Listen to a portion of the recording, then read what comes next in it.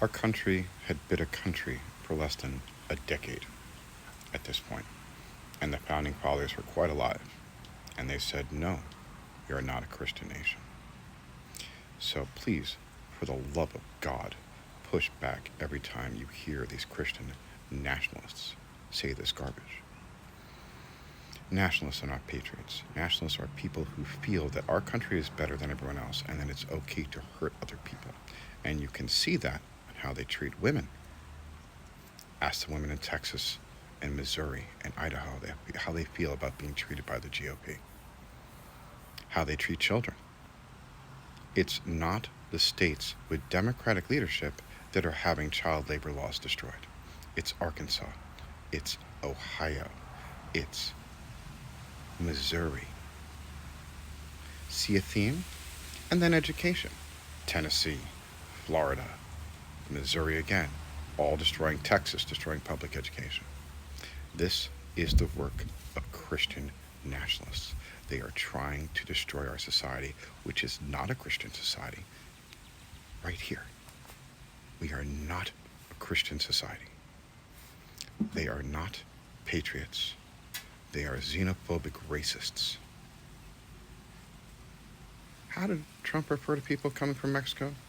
Criminals and rapists, right? Turns out that's Donald Trump. A little bit of projection. And every time we hear about voter fraud, who is it coming from? The people on the right, like the guy in Georgia who voted 9 times while he was a felon. Christian nationalism is about saying that America is better than everyone else, and therefore we can kill whoever we want.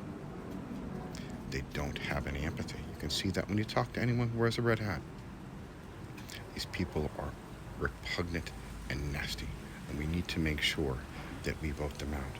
The fact that the Supreme Court justices were actually listening with any level of seriousness to the immunity case that Trump brought to the office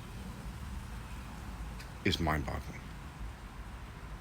We have to make sure the blue wave is enormous, because as soon as we get done, we have to put in the papers that AOC put in for having an impeachment trial on one of the Supreme Court justices. I'd say all 3 that were put in under Trump, because they lied.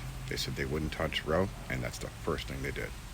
Please remember that women are dying and losing the ability to carry children and are being repressed in states that are run by red hats. Our vote is the one thing we can do without violence. And I don't want violence. I don't want violence at all. And I know the people on the right are calling for it. They're calling for civil war because they're losing and they can see the handwriting on the table. The GOP is going to have some serious issues with Roe and the Dobbs decision in November. My state has an abortion ban on it, 60%. That's going to drive Democratic turnout and could turn us from either red to purple or from red to blue. The last time the state voted blue was Barack Obama's presidency in 2012. There was also another abortion matter on the ballot. It made a difference. Make sure you're registered. Talk to people, get them to vote. Vote true and blue. Women are depending on you.